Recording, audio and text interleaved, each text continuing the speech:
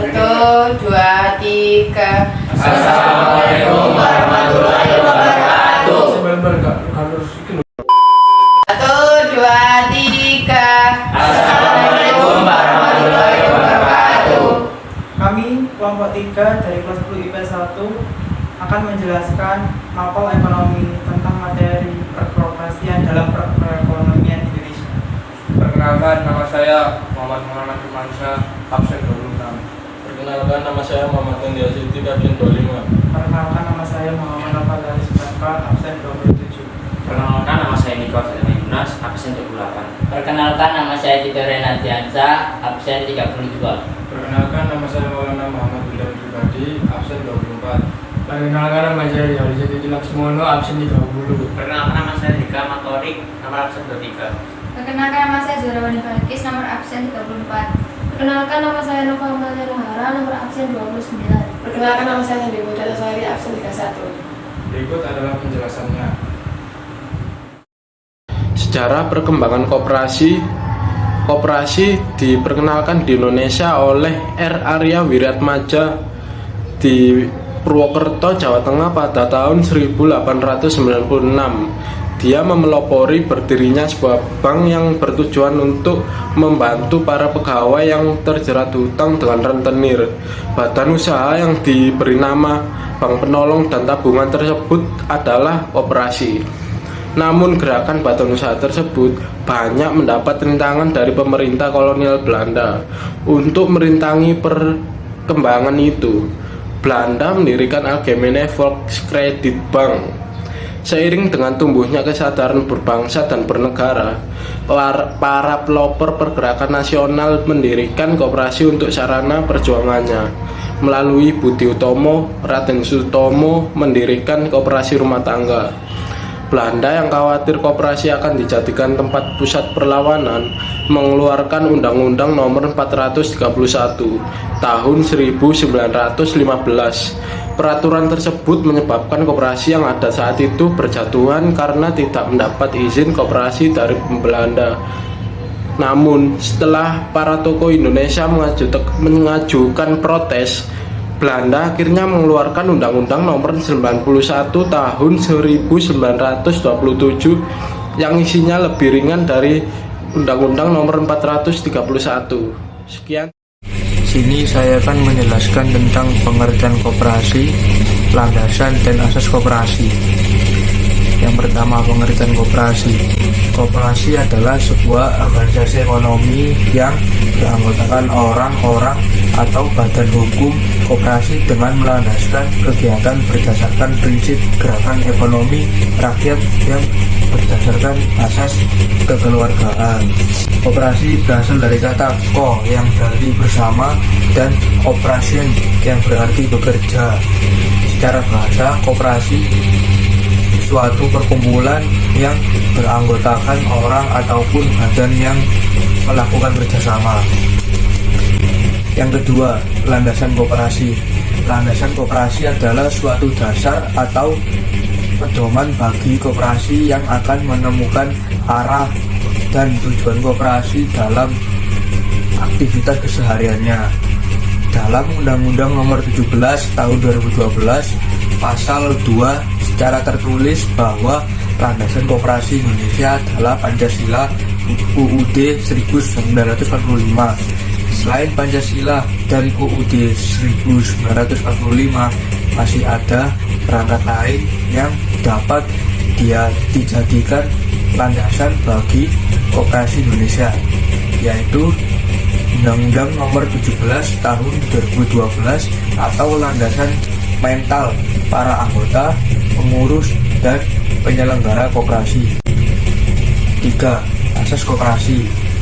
Asas koperasi adalah kekeluargaan, yaitu adanya kesadaran setiap anggota koperasi untuk mengerjakan segala sesuatu dalam koperasi yang berguna untuk anggota dari koperasi itu.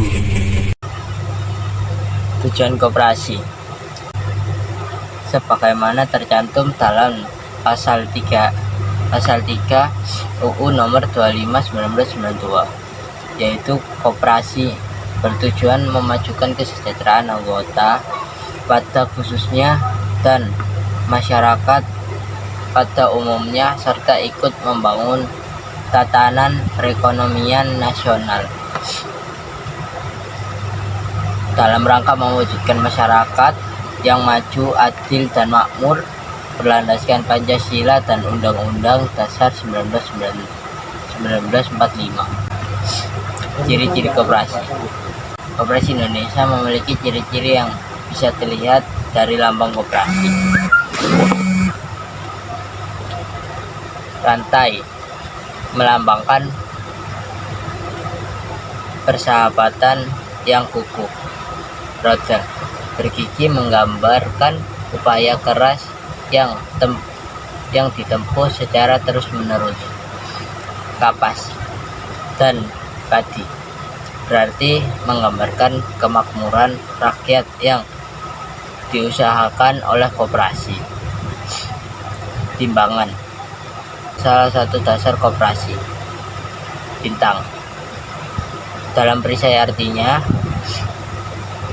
Pancasila merupakan landasan ideal koperasi.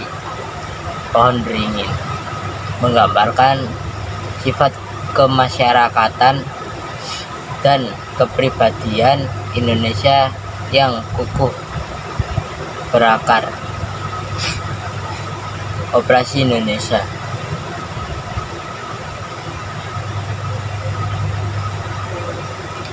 menandakan lambang kepribadian Koperasi Rakyat Indonesia. Warna merah dan putih menggambarkan sifat nasional Indonesia. Ciri-ciri koperasi sebagai berikut. Koperasi didirikan atas dasar kesamaan kebutuhan di antara para anggotanya. Koperasi merupakan badan usaha yang bersifat kerakyatan. Koperasi didirikan atas dasar kesukarelaan dan keterbukaan. Koperasi menjunjung tinggi nilai kebersamaan, kemandirian, keadilan, dan demokrasi. Koperasi didirikan untuk meningkatkan kesejahteraan anggotanya. Koperasi melakukan usaha dan kegiatan di bidang yang dapat memenuhi kebutuhan bersama para anggotanya. Koperasi adalah gerakan ekonomi rakyat yang berdasarkan atas asas kekeluargaan. Gerakan ekonomi rakyat yang berdasarkan atas asas kekeluargaan, bukan perkumpulan modal. Koperasi bertujuan untuk memenuhi kebutuhan dan meningkatkan kesejahteraan anggotanya. Di sini saya akan menjelaskan apa itu prinsip koperasi. Prinsip koperasi merupakan pedoman atau acuan yang menjiwai dan mendasari setiap gerak dari langkah usaha koperasi sebagai organisasi ekonomi masyarakat yang terbatas kemampuan ekonominya. Jadi, prinsip-prinsip koperasi ini merupakan aturan main dalam kehidupan koperasi. Pada dasarnya, prinsip-prinsip koperasi ini sekaligus merupakan jati diri yang dapat membedakan dengan badan usaha lainnya. Adapun prinsip atau sendi-sendi koperasi menurut Undang-Undang Nomor 12 Tahun 1967 yaitu: yang pertama, sifat keanggotaannya sukarela dan terbuka untuk setiap warga negara Indonesia. Yang kedua, rapat anggota merupakan kekuasaan tertinggi sebagai pencerminan demokrasi dalam koperasi. Yang ketiga, adanya pembatasan bunga atas modal. Yang keempat, pembagian sisa hasil usaha diatur menurut jasa anggotanya. Yang kelima, pengembangan kesejahteraan anggota khususnya dan masyarakat pada umumnya. Assalamualaikum warahmatullahi wabarakatuh. Perkenalkan, nama saya Dika Pak Torik Alfa Wijayanto, saya di kelas 10 IPS 1. Saya akan membahas materi tentang koperasi dalam perekonomian. Dan di sini saya menjelaskan tentang fungsi dan peran koperasi. Koperasi merupakan suatu organisasi ekonomi, dan koperasi menjalankan suatu sistem untuk kesejahteraan anggota. Fungsi ekonomi dibedakan menjadi fungsi bidang sosial dan bidang ekonomi. Berikut ini contoh fungsi dalam bidang ekonomi. Yang pertama, ada meningkatkan penghasilan anggota. Yang kedua, menyediakan barang dan jasa dengan harga terjangkau. Yang ketiga, menghindari monopoli. Dan yang keempat, mengembangkan metode pembagian usaha yang lebih adil. Dan terakhir, menumbuhkan motif berusaha. Lanjut, saya akan menjelaskan fungsi dalam bidang sosial. Fungsi dalam bidang sosial dibedakan menjadi 4. Yang pertama, mendidik anggota untuk memiliki semangat berkorban. Yang kedua, mendidik anggota untuk memiliki semangat bekerja sama. Yang ketiga, mendorong terwujudnya tatanan sosial yang demokratis. Yang terakhir, mendorong kewujudan kehidupan masyarakat yang damai dan sejahtera. Adapun Undang-Undang Nomor 25 Tahun 1992 Pasal 4 dijelaskan bahwa fungsi dan peran koperasi secara garis besar sebagai berikut. Koperasi membangun dan mengembangkan potensi dan kemampuan ekonomi anggota pada khususnya dan masyarakat pada umumnya untuk meningkatkan kesejahteraan ekonomi dan sosialnya. Yang kedua, koperasi berperan serta secara aktif dalam upaya mementingkan kualitas kehidupan manusia dan masyarakat. Yang ketiga, koperasi memperkukuh perekonomian rakyat sebagai dasar kekuatan dan ketahanan perekonomian nasional dan koperasi sebagai sekagurunya. Yang terakhir, koperasi berusaha untuk mewujudkan dan mengembangkan perekonomian nasional yang merupakan usaha bersama berdasarkan asas-asas kekeluargaan dan demokrasi ekonomi. Sekian, terima kasih. Di sini saya akan menjelaskan jenis-jenis usaha koperasi. Yang pertama, menjual barang-barang konsumsi. Koperasi yang kegiatan usahanya menjual barang konsumsi disebut koperasi konsumsi. Lalu yang kedua ada menjalankan usahanya dalam bidang pemrosesan bahan baku, jadi barang jadi, itu disebut koperasi yang menjalankan usahanya seperti itu disebut koperasi produksi. Lalu ada yang ketiga, menjalankan kegiatan penjualan produk atau jasa koperasi atau produk atau jasa anggotanya. Koperasi yang seperti itu disebut koperasi pemasaran. Lalu yang keempat, menjalankan usahanya dalam bidang pemupukan simpanan anggota untuk kemudian dipinjamkan kembali kepada anggota yang membutuhkan. Koperasi tersebut disebut koperasi pemasaran. Lalu yang kelima, melakukan usahanya dengan menggali atau memanfaatkan sumber alam langsung tanpa diolah kembali. Jadi perangkat organisasi koperasi dibagi menjadi 3 bagian, yaitu rapat anggota, pengurus, dan pengawas. Rapat anggota adalah kekuasaan tertinggi di dalam bagian perangkat organisasi di koperasi. Sedangkan pengurus adalah badan yang dibentuk oleh rapat anggota untuk mengurus suatu kepemimpinan di dalam bidang organisasi maupun koperasi. Dan yang terakhir adalah pengawas. Pengawas dibentuk oleh badan pengurus yang dimaksudkan untuk melakukan tujuan mengawasi sistem kinerja seorang pengurus tersebut. Tugas dari rapat anggota yaitu yang pertama, menetapkan anggaran dasar, menggariskan kebijaksanaan umum di usaha koperasi, dan yang ketiga adalah memilih serta memberhentikan pengawas serta pengurus. Tugas pengurus yaitu yang pertama adalah menyelenggarakan rapat anggota, yang kedua yaitu mengelola koperasi serta usahanya, dan yang ketiga adalah mengajukan laporan keuangan serta pelaksanaan pertanggungjawabannya. Tugas pengawas sebenarnya tidak terlalu banyak dari tugas rapat anggota maupun tugas pengurus, tetapi juga sangat penting dalam perorganisasian koperasi, yaitu melainkan melakukan pengawasan terhadap pelaksanaan kebijaksanaan hasil koperasi, dan yang kedua adalah membuat laporan tertulis hasil pengawasannya.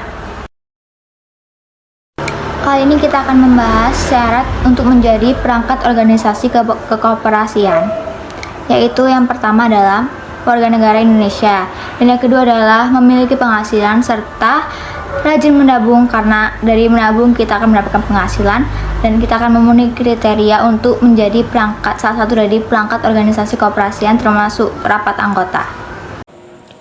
Oke, jadi di video kali ini saya akan menjelaskan tentang materi ekonomi yang berkaitan dengan sumber permodalan koperasi. Sebagai awalan saja, kita bayangkan sebuah lembaga usaha. Ketika mereka akan menjalankan usahanya, tentunya mereka akan memerlukan modal dong. Sama juga seperti koperasi. Koperasi memerlukan modal untuk menjalankan usahanya. Nah, berkaitan dengan modal yang akan kita bicarakan kali ini, modal yang diperoleh koperasi berasal dari dua sumber, yaitu modal sendiri dan modal pinjaman. Fokus kepada modal sendiri, modal ini terbagi lagi atas beberapa macam. Yang pertama adalah simpanan pokok. Simpanan pokok merupakan sejumlah uang yang wajib dibayarkan oleh setiap calon anggota koperasi pada saat mereka akan masuk ke dalam suatu keanggotaan koperasi. Simpanan pokok ini jumlahnya sama untuk setiap anggota dan bersifat tidak bisa diambil kembali selama yang bersangkutan masih menjadi anggota dari suatu koperasi tersebut. Yang kedua adalah simpanan wajib. Simpanan wajib merupakan jumlah simpanan tertentu yang wajib atau harus dibayarkan oleh setiap anggota dalam kurun waktu atau dalam periode tertentu secara rutin dengan jumlah yang sama. Contohnya, setiap anggota koperasi harus membayar sejumlah uang kepada koperasi setiap 1 bulan sekali dengan jumlah yang sama setiap bulannya. Sama seperti simpanan pokok, simpanan wajib ini juga bersifat tidak bisa diambil kembali atau tidak bisa ditarik kembali selama yang bersangkutan masih menjadi anggota dari satu koperasi tersebut. Yang ketiga adalah simpanan sukarela. Simpanan sukarela adalah simpanan yang tidak diwajibkan, karena simpanan ini terbentuk atas kesadaran anggota untuk menabung. Karena simpanan ini bernama sukarela, maka simpanan ini juga tidak ditentukan besar jumlah yang harus dibayarkan dan waktunya. Karena simpanan ini bersifat sukarela juga, jadi simpanan ini bisa ditarik kembali sesuai dengan perjanjian antara koperasi dengan pihak yang bersangkutan. Yang keempat ada dana cadangan. Dana cadangan adalah sejumlah uang atau modal yang diperoleh dari sisa hasil usaha yang didapat dari sebuah kegiatan yang dilakukan oleh koperasi. Dana cadangan ini dimaksudkan untuk pemupukan modal usaha, pembagian kepada anggota koperasi yang telah keluar dari satu keanggotaan koperasi, dan untuk menutup kerugian dari koperasi itu sendiri. Yang kelima ada hibah. Hibah merupakan sejumlah uang atau barang modal yang dapat dinilai dengan uang yang diterima dari pihak lain dan bersifat tidak mengikat.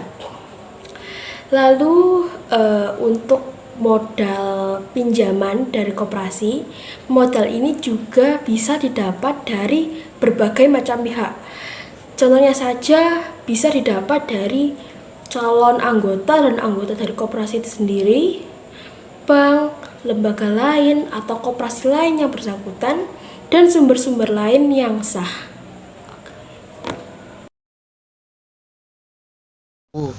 Selisih hasil usaha merupakan selisih antara keseluruhan pemasukan koperasi atau total penerimaan dan biaya atau total biaya TC atau cost 1 tahun buku. Dalam UU nomor 17 tahun 2012 tentang perkoperasian dinyatakan sebagai berikut. 1. Selisih hasil usaha adalah surplus hasil usaha atau defisit hasil yang diperoleh dari hasil usaha atau pendapatan koperasi dalam 1 tahun buku setelah dikurangi dengan pengeluaran atas berbagai usaha. Koperasi dilarang membagikan kepada anggota surplus hasil usaha yang berasal dari transaksi dengan non-anggota, penetapan besarnya pembagian SAU kepada para anggota, dan jenis serta jumlahnya untuk keperluan lain ditetapkan oleh rapat anggota. Berdasarkan pengertian di atas, besarnya SAU yang akan diterima oleh tiap anggota bergantung pada besarnya partisipasi modal ataupun transaksi anggota yang bersangkutan terhadap pembentukan pendapatan koperasi. Makin besar transaksi usaha terhadap koperasi, makin besar pula SAU yang akan diperoleh tiap anggota koperasi. Demikian SAU yang dibagikan ke anggota koperasi antara lain sebagai berikut. 1. SAU atas jasa modal. Pembagian SAU atas jasa modal ini mencerminkan bahwa anggota koperasi sekaligus sebagai pemilik atau investor. 2. SAU atas jasa usaha.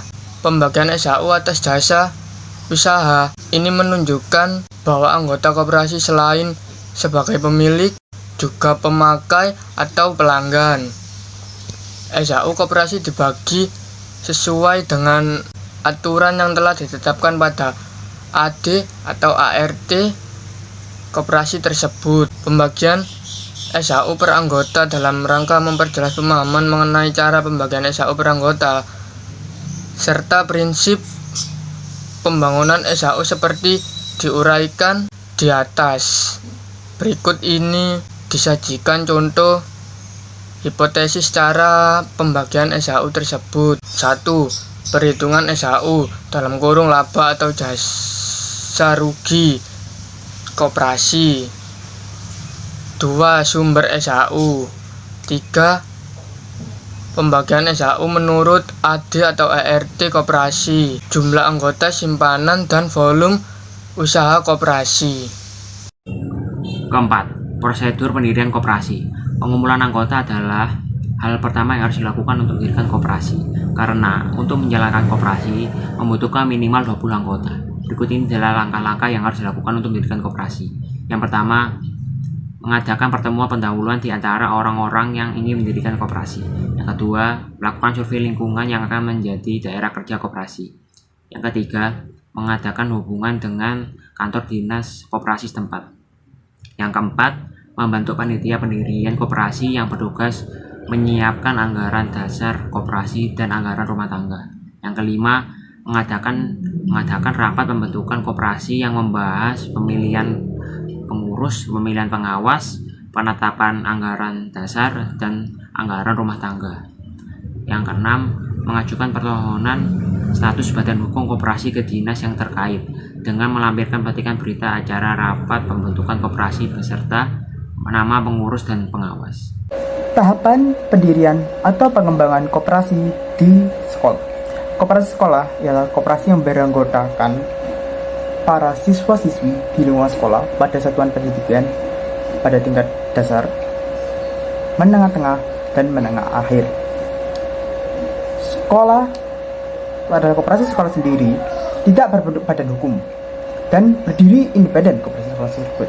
Koperasi ini merupakan bentuk khusus untuk kepentingan suatu satuan pendidikan serta untuk dimaksudkan agar para siswa-siswi mendapat pengalaman dalam menerapkan prinsip-prinsip berkorporasi dalam pendidikan sekolah, serta juga keanggotaan dalam kepengurusan.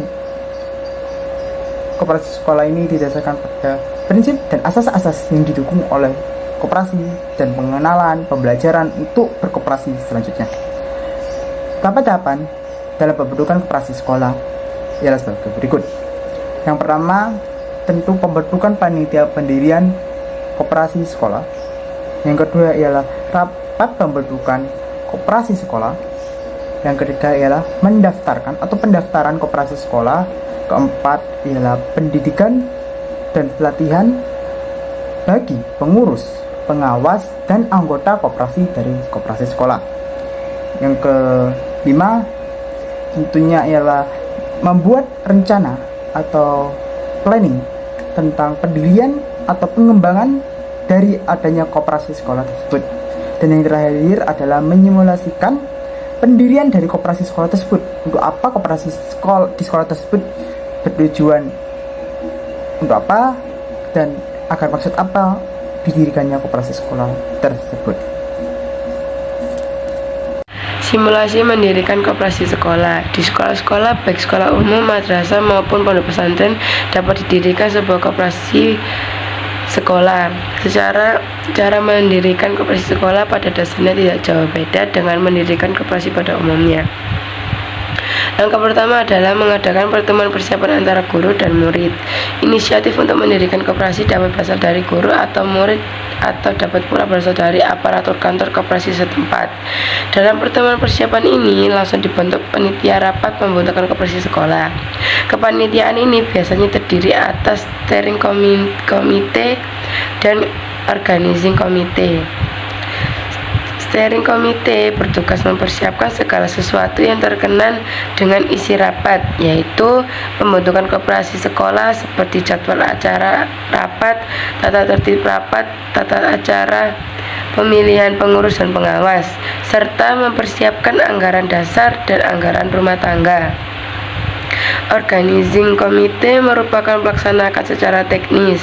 Dengan demikian, Organizing Committee bertanggung jawab atas kelancaran jalannya rapat. Setelah pertemuan persiapan, tahap selanjutnya adalah menyelenggarakan rapat pembentukan koperasi sekolah.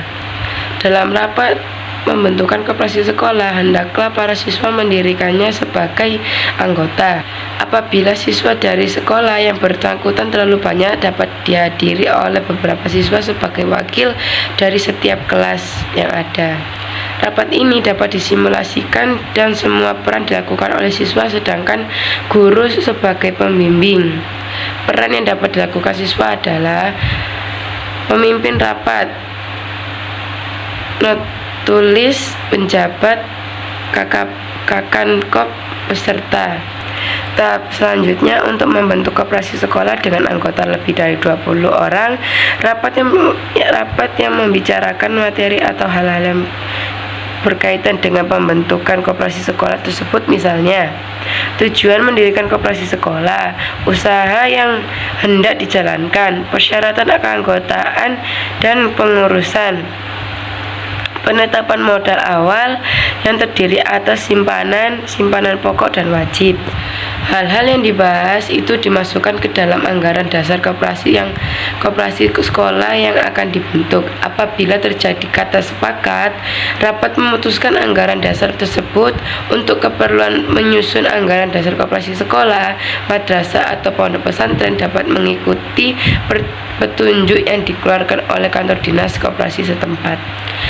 Tahap keempat, setelah anggaran dasar koperasi sekolah tersusun dan disetujui oleh rapat anggota, pengurus telah terbentuk dan sumber pemodalan koperasi telah jelas. Kemudian mengajukan surat permohonan pengakuan koperasi sekolah kepada kantor wilayah koperasi daerah, provinsi setempat. Koperasi sekolah, madrasah atau koperasi pondok pesantren tersebut beroperasi. Setelah tahap pertama sampai dengan tahap keempat selesai dilakukan, proses pembentukan koperasi sekolah dilanjutkan oleh aparatur Direktorat Jenderal Koperasi. Jadi tinggal menunggu penyelesaiannya. Setelah penerimaan surat permohonan pendirian koperasi sekolah, pihak kantor koperasi kabupaten atau kota akan mengirimkan surat tanda terima sebagai balasan kepada koperasi sekolah atau koperasi pondok pesantren yang bersangkutan. Sebelum koperasi madrasah atau pondok pesantren mendapatkan pengakuan pemerintahan, ia dapat memulai kegiatan usahanya, tetapi tanggung jawab usaha sepenuhnya berada di tangan pengurus yang terpilih sebagai satu kesatuan. Begitu pengakuan pemerintahan diterima, maka mulai sejak saat itu tanggung jawab berpindah kepada koperasi. Hal tersebut perlu ditemukan sebab kepada kantor koperasi kabupaten kota madya akan mempelajari terlebih dahulu apabila kata pendirian yang diajukan sesuai dengan undang-undang yang berlaku. Apabila kepala kantor koperasi kabupaten tidak berkeberatan atas isi permohonan tersebut, pihak kabupaten akan meneruskan kepada kantor wilayah koperasi daerah, provinsi atau daerah. Sekian dari saya. Wassalamualaikum warahmatullahi wabarakatuh. Sekian penjelasan dari kelompok kami mengenai materi koperasi. Maaf jika ada kesalahan kata. Wassalamualaikum warahmatullahi wabarakatuh. Mohon maaf lahir dan batin.